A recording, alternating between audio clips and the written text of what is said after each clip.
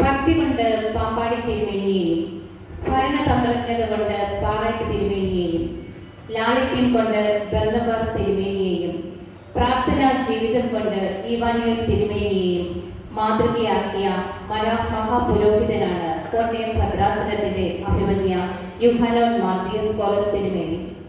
Saint Joseph orthodox കോളത്തിന്റെ പ്രവർത്തന ഉദ്ഘാടനത്തിനും അനുഗ്രഹ പ്രഭാഷണത്തിനുമായി തിരുമേനിയെ ഭക്തി ആദരവോടെ ക്ഷണിച്ചുകൊള്ളുന്നു.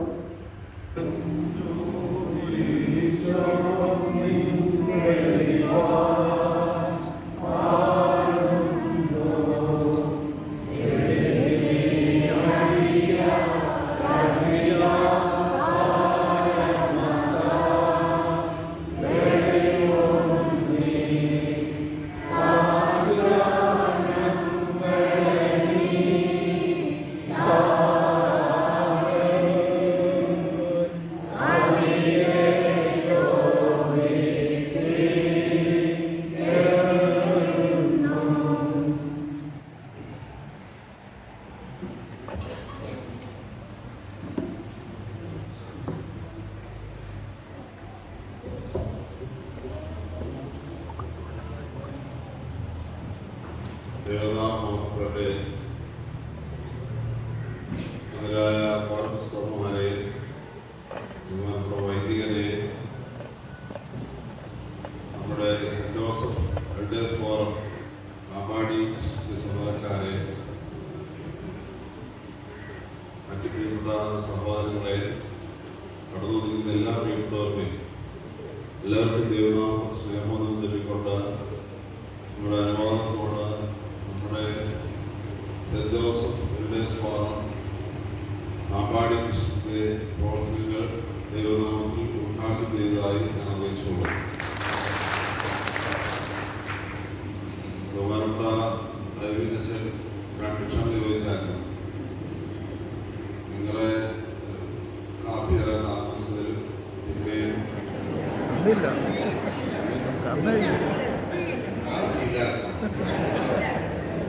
വെള്ളം തരാൻ താമസിച്ചതിലും ഞാൻ വൃത്തിയാക്കാം. പിന്നെ സ്റ്റെപ്പ് കയറി മേലോട്ട് വിട്ടതിലും അപ്പൊ ഞാൻ പറഞ്ഞ രണ്ടു കൂടി ചേർത്ത് ഒന്ന് ക്ഷമിച്ചാൽ മതി എന്ന് പറയാം. കീർത്തി ഒരു ക്ഷമയാക്കി തന്നായിരുന്നു. നിങ്ങളെല്ലാവരും അച്ഛനോട് ക്ഷമിച്ചു കാണുമെന്ന് ഞാൻ കരുതുകയാണ്.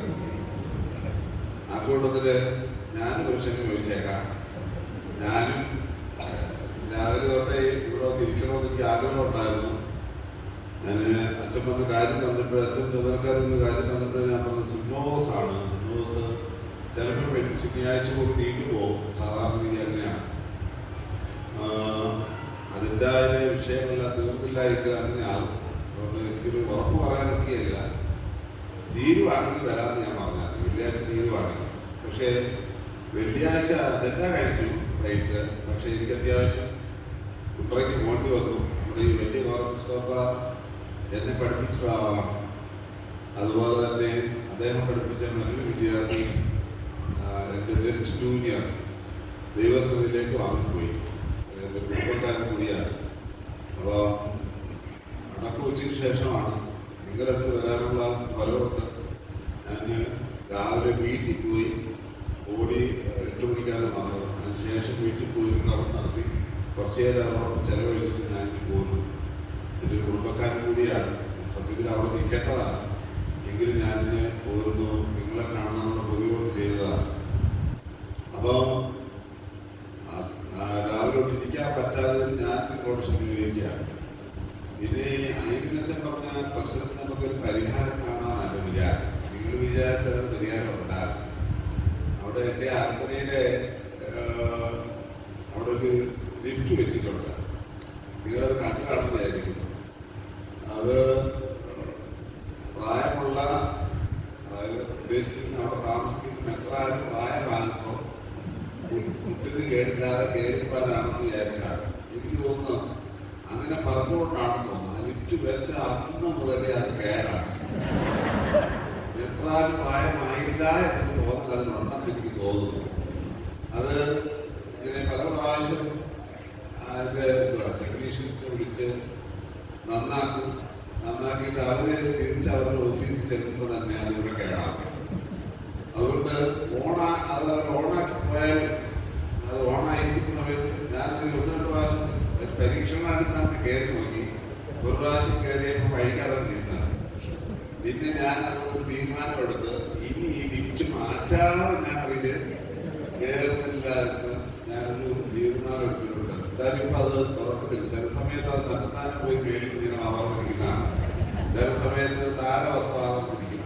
പക്ഷേ അതൊരു എന്തോ അതിനൊരു ചെറിയ പ്രശ്നം ഉണ്ടെന്ന് വളരെ ക്ലിയറാണ്. പല ടെക്നീഷ്യൻസ് ഒന്ന് നോക്കിയിട്ടും അതുകൊണ്ട് ശരിയാകുന്നില്ല. അതുകൊണ്ട് ഞാനിപ്പോൾ പറഞ്ഞിരിക്കുന്നത് ഇനി നമുക്ക് പൈസ ഉണ്ടാകുന്ന നേരം നോക്കി അത് കംപ്ലീറ്റ്ലി അങ്ങ് മാറി കഴിഞ്ഞിട്ട് പുതിയ ലിഫ്റ്റ് വെക്കാം. നിങ്ങൾ വിചാരിച്ചാൽ എനിക്കൊരു പുതിയ ലിഫ്റ്റ് അവിടെ വെക്കാൻ പറ്റും.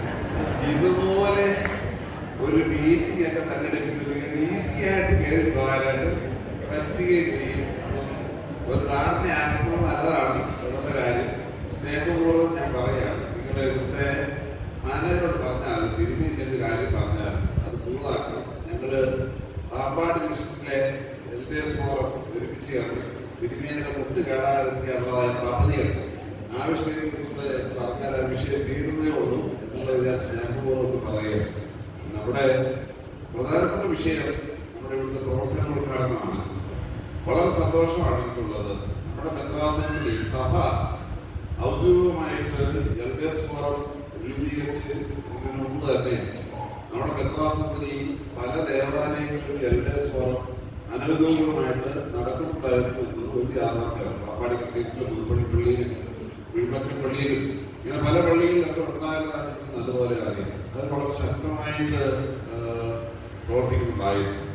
എന്നാൽ അവരുടെ പ്രത്യേകമായ താല്പര്യപ്രകാരം പരിശുദ്ധ സിനോദോസ് ഇതിന് സഭയിൽ തന്നെ ഒരു ഔദ്യോഗിക സെക്രട്ടറിയായിട്ട് പ്രഖ്യാപിച്ചു. ഇപ്പം കൂടിയ സിനോദോസിൽ ഒരു പ്രായമില്ലാത്ത ഒരു മെത്രാസിനെ നിങ്ങളുടെ അഖിലമലങ്കര പ്രസിഡന്റാക്കി നിയമിക്കുകയും ചെയ്തിട്ടുണ്ട്. താവരയുടെ കൽപ്പനദാസന് ഭദ്രാസന പ്രസിഡന്റ് അല്ല, അത് ഞാനാണ്.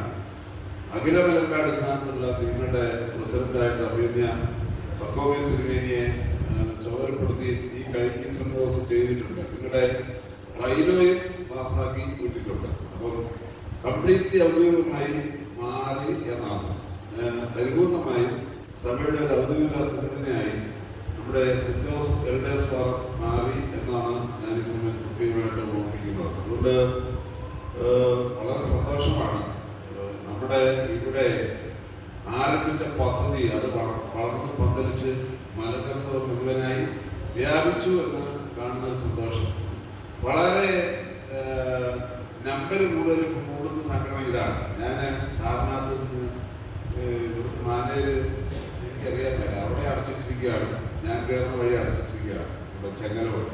അതുകൊണ്ട് ഞാൻ താഴത്തെ വഴിയിലാണ് കയറി വന്നത്. താഴത്തെ വഴിയിൽ കയറി വന്നപ്പോൾ അതോട് നോക്കിയപ്പോൾ ഇവിടെ നിറച്ചിങ്ങനെ നമ്മുടെ കൊച്ചുകുട്ടികൾ ഇരിക്കുന്നതായിട്ട് എനിക്ക് കാണാൻ ഇടവന്നു. വളരെ സന്തോഷം. അകത്ത് കയറിയപ്പോൾ നിങ്ങളുടെ പൂർണ്ണത ഇവിടെ കാണാൻ ഇതൊരു ഡിസ്ട്രിക്റ്റിന്റെ സമ്മേളനമായിട്ട് വരും. നിങ്ങൾ ഇത്രയും പേര് ഇവിടെ കൂടി എന്ന് കാണുന്നത് സന്തോഷകരമായ ഒരു കാര്യമാണ്. അതിൽ ഞാൻ നിങ്ങളെല്ലാവരെയും അഭിനന്ദിക്കുന്നു. ഇതിന് നേതൃത്വം കൊടുക്കുന്ന ഐവിനച്ചനെ, ഇവിടുത്തെ ഭാരവാഹികളെ, ഡിസ്ട്രിക്റ്റിന്റെ ഭാരവാഹികളെ പ്രത്യേകമായി ഞാൻ അനുമോദിക്കുകയും ചെയ്യുന്നു. ഐവിനച്ചൻ പറഞ്ഞതുപോലെ 60 വയസ്സ് കഴിഞ്ഞാൽ നമ്മൾ വീണ്ടും പുതിയൊരു ബാല്യത്തിലേക്കാണ് പോകുന്നത്. അപ്പോൾ നിങ്ങളോട് ആരെങ്കിലും പ്രായം ചോദിച്ചു കഴിഞ്ഞാൽ 61, 62 എന്ന് പറയണ്ടേ. എന്നോട് ആരെങ്കിലും ഇപ്പൊ ചോദിച്ചാൽ ഞാൻ പറയുന്നത് 1 വയസ്സെന്നാണ്. 1 വയസ്സ് 1-ാം വയസ്സ് നിൽക്കുന്നേ ഉള്ളു. അടുത്ത വർഷം ഈ സമയമൊക്കെ ആകുമ്പോഴത്തേക്ക് 1-ാം വയസ്സ് പൂർത്തിയാവാത്തതാണ് ഞാൻ പറഞ്ഞത്. ഏകദേശം നിങ്ങളുടെ പ്രായത്തിലായി. ഇന്ന് ഞാൻ അടക്കത്തിന് പോയ ആളുടെ വയസ്സ് 59 വയസ്സാണ്. 1 വയസ്സ് കൂടെ അദ്ദേഹത്തിന് വേണമായിരുന്നു.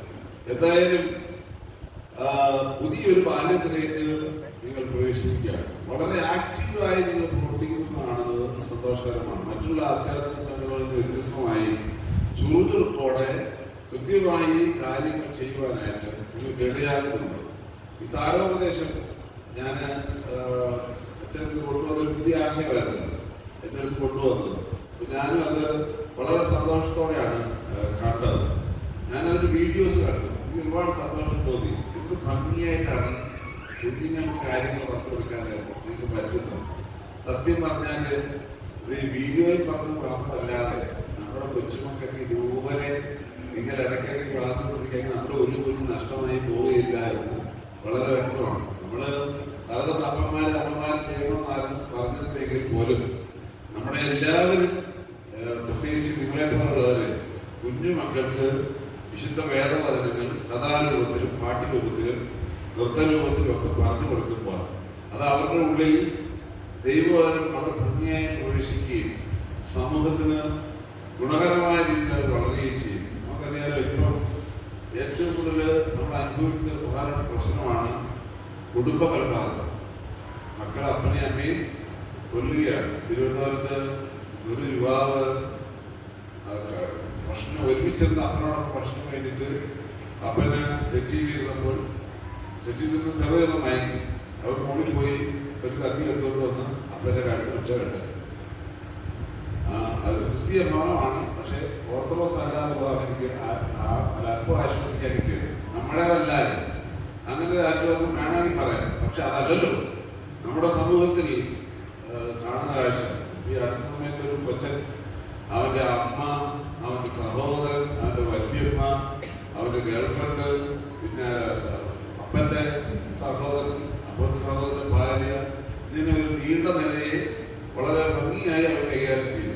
ഇന്നത്തെ പത്രത്തിൽ അതിന്റെ വിശദ വിവരങ്ങളെല്ലാം ഭംഗിയായി കൊടുത്തിട്ടുണ്ട്. അപ്പൊ നമ്മുടെ സമൂഹത്തിൽ ഇപ്പോഴേ നാം വളരെ ഭയത്തോടെ കാണേണ്ട ഒരു വിഷയമാണ്. വളരെ ഭയത്തോടെ കാരണം അപ്പന്മാരും എന്ന് ശ്രദ്ധിച്ചോളാം. നമ്മുടെ കുഞ്ഞുങ്ങളിലുള്ള രൂപമാറ്റങ്ങൾ, ഭാവമാറ്റങ്ങളൊക്കെ വളരെ കൃത്യമായി ശ്രദ്ധിച്ചോളാം. അവര് മൗനമായി സന്തോഷത്തോടെ പോകുന്നതിനപ്പുറമായി മറ്റു രീതിയിലുള്ളതായ പ്രകടനങ്ങളെല്ലാം അവർക്കുണ്ടെങ്കിൽ അവർ എവിടെ നിന്നോ എന്തോ ഒന്ന് കയറിയിട്ടുണ്ട് എന്നൊരു യാഥാർത്ഥ്യം. നമ്മുടെ മദ്രാസത്തിലും ഒരു സംഭവം നടന്ന് നിങ്ങൾ കേട്ടതാണ് ഇല്ലേ? നമ്മുടെ മീനടം ചെറുതാമസ് വലിയ പുള്ളി കുറച്ച് മാസമായി, 2-3 മാസമായി ഇല്ലേ? നമ്മുടെ പള്ളിയിൽപ്പെട്ട ഒരു യുവാവ് ഒരു യുവതിയെ കല്യാണം കഴിച്ചിട്ട് വന്നിട്ട് അവർ രണ്ടുപേരുടെ പോയി ഏതോ ആഭിചാര പ്രക്രിയകളിലെല്ലാം ഏർപ്പെട്ട് അവസാനം അവന്റെ ശവശരീരം ഇവിടെ വന്നു, അവരുടെ ശവശരീരം വേറെ പോയി ഇല്ലേ? അങ്ങനെ തിരുവനന്തപുരത്ത് പോയി. രണ്ടുപേരുടെയും ശവശരീരങ്ങൾ 2 സ്ഥലങ്ങളിലായി പോയതായിട്ട് നമ്മുടെ ഇടയിലൊക്കെ ഇതുണ്ട്. അതുകൊണ്ട് തന്നെ നമ്മളിതിനെ വളരെ ഗൗരവത്തോടെ കാണണം. നിങ്ങൾ പേരൻസ് എന്ന നിലയ്ക്കും ഗ്രാൻഡ് പേരൻസ് എന്ന നിലയ്ക്കും നമ്മുടെ മക്കളിൽ ഉണ്ടാകുന്ന പഴയതിൽക്ക് വ്യത്യസ്തമായ ഭാവമാറ്റങ്ങൾ, അവരുടെ ഭാവങ്ങളിൽ എന്തെങ്കിലും മാറ്റങ്ങൾ ഉണ്ട് എങ്കിൽ അതിനെ വ്യക്തമായി മനസ്സിലാക്കി അതിനുള്ള പ്രതിവിധികൾ കാണാനായിട്ട് പ്രത്യേകമായിട്ട് ശ്രദ്ധിക്കുകയും വേണം. വളരെ സൂക്ഷ്മതയോടെ വേണം ചെയ്യാൻ. നമുക്കറിയാം, ഇന്നത്തെ പത്രത്തിനകത്ത് 2-3 വാർത്തകളാണ്. കാസർഗോഡ് SSLC കുട്ടികൾക്ക് ഫെയർവെൽ കൊടുത്തത് ലഹരി വസ്തുക്കൾ കൊണ്ടാണ്. മറ്റൊരു സെയിം സ്കൂളാണോ വേറെ സ്കൂളാണോ അറിയാനില്ല. കുട്ടികളെല്ലാം കൂടെ ചേർന്ന് ഒന്നിനെ ശരിയാക്കി അതിന്ന് മരിച്ചിരുന്നാലും പണം വരുന്ന പത്രത്തിലുണ്ട്. ഇതാണ് നമ്മുടെ കാലഘട്ടത്തിലെ രീതി. അതായത് കുഞ്ഞുങ്ങളിൽ യുവതി യുവാക്കളിൽ പഴയ കാലത്ത് നമ്മുടെ ആൺപിള്ളാർക്ക് അതിൽ മാത്രമായിരുന്നു കേൾക്കുന്നത്. ഇന്നലെ ഒരു വീഡിയോ കണ്ടപ്പോൾ ഒരു 2 ചെറുക്കന്മാരും ഒരു പെണ്ണും കൂടെ ഒരു ചവിടി നിൽക്കുകയാണ്, ഒരു കടകണ്ടം നിൽക്കുകയാണ്. വളരെ 2 കുട്ടികൾ. അതിൽ ഒരു ചെറുക്കൻ്റെ കയ്യിലൊരു സിഗരറ്റ് ആയിരുന്നു.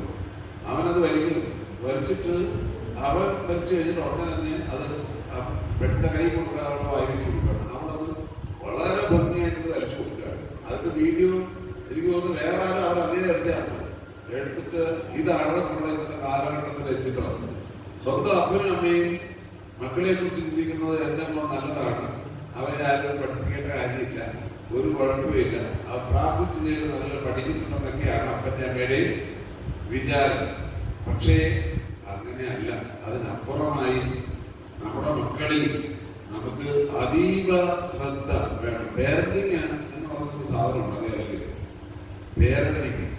നമ്മൾ ഈ പേരന്റിങ് എന്ന് പറഞ്ഞാൽ രാവിലെ എഴുന്നേറ്റ് ഭക്ഷണം ഉണ്ടാക്കി അവർക്ക് കൊടുക്കുന്നത് മാത്രമല്ല പേരന്റിങ്, അല്ലെങ്കിൽ അവർ സ്കൂളിൽ വിടുന്നത് മാത്രമല്ല പേരന്റിങ്.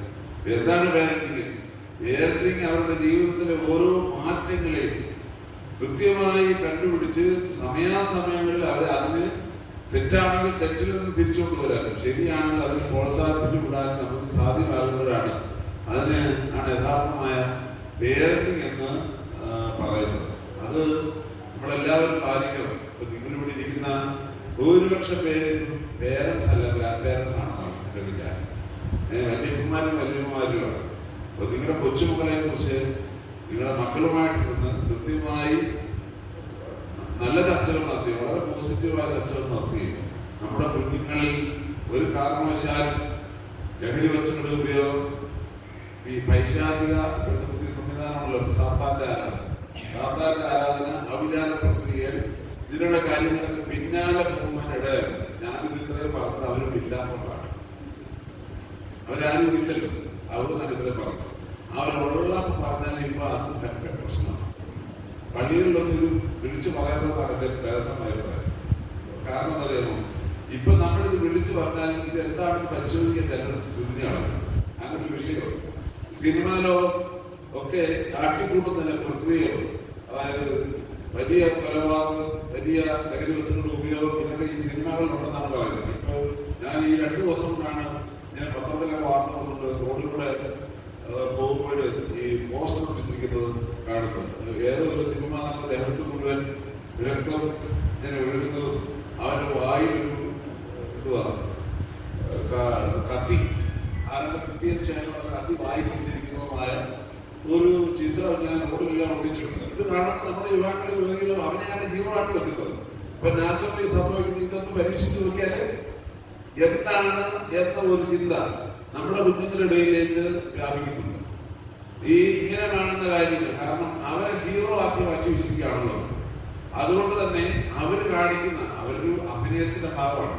സിനിമയിൽ കാണിക്കുന്നത് അഭിനയത്തിന്റെ ഭാഗമാണ്. പക്ഷെ ഈ അഭിനയം നമ്മുടെ സമൂഹത്തിൽ ഉണ്ടാക്കുന്ന സ്വാധീനങ്ങൾ അത് വളരെ വലുതാണ്. അത് വലിയ നടനായാലും ചെറിയ നടനായാലും മെത്രാനായാലും അച്ഛനായാലും വിരുദ്ധമായ കാര്യങ്ങൾ ചെയ്തു കഴിഞ്ഞാൽ ആരവരെ ഹീറോ ആക്കി വെച്ചിരിക്കുന്നോ അവരൊക്കെ ചിലപ്പോൾ അതൊന്ന് അംഗീകരിക്കാനായിട്ട് ചിലപ്പോൾ ശ്രമിച്ചെന്ന് വരും. ആ ശ്രമം അപകടത്തിലേക്ക് പോകുന്ന ഒരു ചിത്രം ഇവിടെ ഉണ്ട്. ഞാൻ ഇത്രയും പ്രസംഗിക്കാൻ തന്നെയല്ല, ഇതിനോട് വരുന്നപ്പോൾ ഈ പത്രം എല്ലാം കണ്ട് കാരണത്തിന് പത്രം നോക്കിയപ്പോൾ ഇത് നിങ്ങളോട് ഇന്ന് തന്നെ എന്ന് പറയേണ്ടത് എനിക്ക് തോന്നി. കുഞ്ഞുങ്ങളുള്ളത് ഇത് പറയണ്ട, പിന്നെന്ത് വേണം? അവരുടെ വഴികളെ കുറിച്ച് വളരെ വ്യക്തമായ പരിശോധനകൾ നമ്മുടെ ഭാഗത്തു നിന്ന് ഉണ്ടാകണം. ആ വഴികളെ കുറിച്ച്. എന്നിട്ട് വഴികളിൽ അവര് നേരായ മാർഗമല്ല പോകുന്നതെങ്കിൽ അവരെ തിരിച്ചു പിടിക്കാനുള്ള ശ്രമങ്ങൾ അത് പള്ളിയിലുണ്ടാകണം, കുടുംബങ്ങളിലുണ്ടാകണം, അമ്മമാരോ അപ്പന്മാരോ വ്യക്തമായി ഉണ്ടാകണം. ഇല്ല എങ്കിൽ നാം ഇപ്പോൾ ഏകദേശം അതിൽ വിട്ടിരിക്കുന്ന ഒരു നേരമാണ്. തിരിച്ചു പിടിക്കാനായിട്ട് വലിയ പാടുപെടും എന്നുള്ളതാണ് ബലഹീനായ എൻ്റെ പക്ഷം. ഒന്ന് ശ്രദ്ധിക്കണമെന്നുള്ള കാര്യം സ്നേഹപൂർവ്വം ഞാൻ നിങ്ങളോട് പറയുകയാണ്. ഇവിടെ ഇരിക്കുന്ന നിങ്ങളെല്ലാവരും 60 വയസ്സിന് മുകളിലോട്ടുള്ളവരാണ്. അതുകൊണ്ട് തന്നെ നമ്മുടെ തുടർജീവിതത്തിന് വേണ്ടതായ പരിപാടികളെ കുറിച്ച് നമ്മൾ ചിന്തിക്കേണ്ടതുണ്ട്. ഈ പുതുപ്പള്ളി പള്ളിയിലും മീനാട പള്ളിയിലും ഒക്കെ ഈ പകൽ വീട് എന്ന് പറഞ്ഞ തെലുങ്കൽ പള്ളിയിലൊക്കെ ഉണ്ട്. പകൽ വീട് എന്ന് പറഞ്ഞൊരു പ്രസ്ഥാനമുണ്ട്. ഞാൻ ഇടയ്ക്കിടയ്ക്ക് അവിടെ പോയിട്ടുണ്ട്, അവരോട് കൂടുതൽ കുറച്ച് സമയം ചെലവഴിച്ചിട്ടുണ്ട്. അവര് പള്ളിയിൽ ഒരുമിച്ച് ഇരിക്കുന്ന അവരുടെ സന്തോഷം കാണേണ്ട കാഴ്ച. അവർ പ്രാർത്ഥിക്കാനല്ല, പ്രാർത്ഥിക്കുന്ന സമയമുണ്ട്, അല്ലാത്ത സമയത്ത് അവർക്ക് കൊച്ചു വർത്താനം പറയാനും പരസ്പരം സ്നേഹിക്കാനും കുഞ്ഞുങ്ങളെ പോലെ ചില പരിപാടികൾ നടത്താനും ഒക്കെ അവർക്ക് അവസരം കിട്ടുന്നു.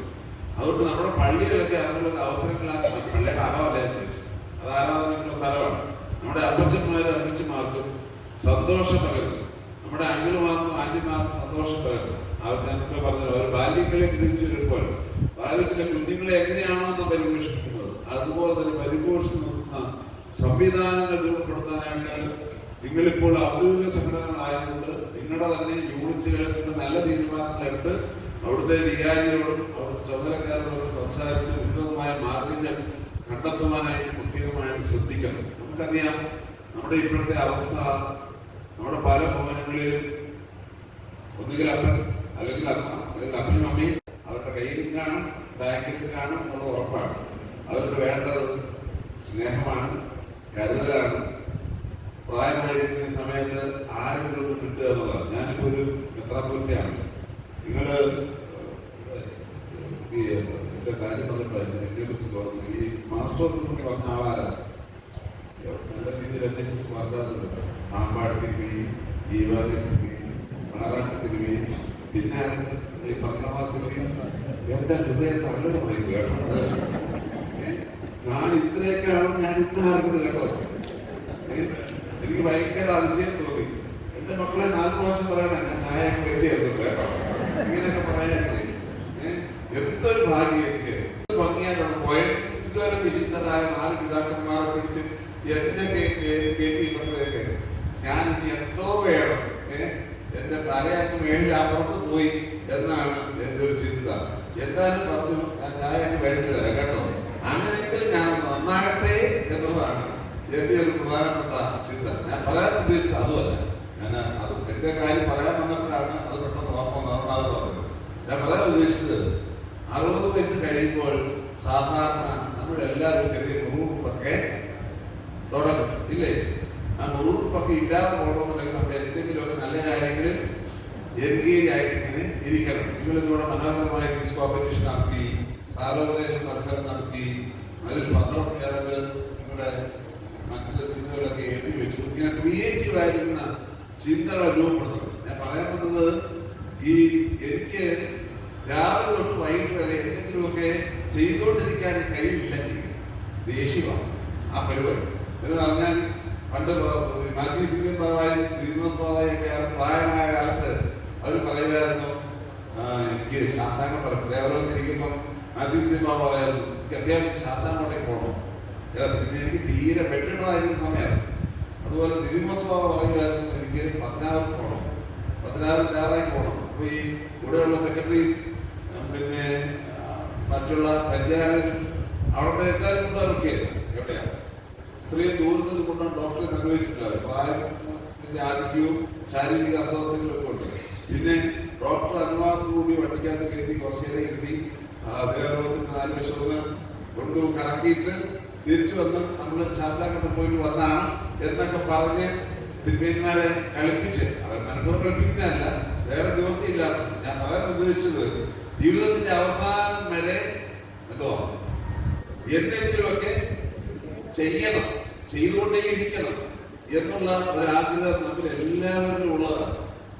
അപ്പൊ ആ ഒരാഗ്രഹത്തിന്റെ സഫലീകരണത്തിന്റെ ഭാഗമായിട്ട് കൂടിയാണ് ഈ സെന്റ് ജോസഫ് എൽഡേഴ്സ് ഫോറം എന്ന് മനസ്സിലാക്കണം. നമ്മുടെ പള്ളികളിൽ കൂടി വരാവുന്ന, നിങ്ങൾ ഇപ്പൊ കൂടി വരാൻ കഴിയുന്നവരാണ്, സ്റ്റെപ്പ് കയറാൻ വരാമെന്ന് അധികം പോലും കൂടി വരാൻ കഴിയുന്നത്. കൂടി വരാതെ നിങ്ങൾ ഇതുപോലെ ഇടയ്ക്കിടയ്ക്ക് കൂടുകയും വർത്തമാനം പറയുകയും ചിരിക്കുകയും.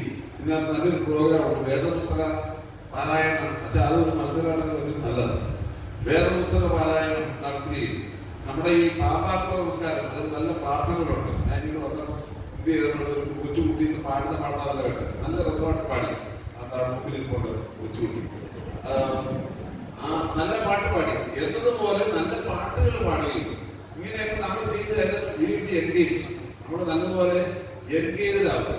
ഇന്നത്തെ തലമുറ വിഭാഗങ്ങൾ എല്ലാം കൂടെ ചെയ്തിട്ടുണ്ടെങ്കിൽ അവർക്ക് നേരം കാണത്തില്ല, അവരുടെ കുഴപ്പമല്ല, അവർക്ക് ജോലികളും മറ്റു കാര്യങ്ങളും ഒക്കെ കാണും. അത് നിങ്ങളുടെ തന്നെ ഇങ്ങനെയുള്ളതായ പ്രോഗ്രാംസ് ക്രോഡീകരിച്ച് ചെയ്യണം.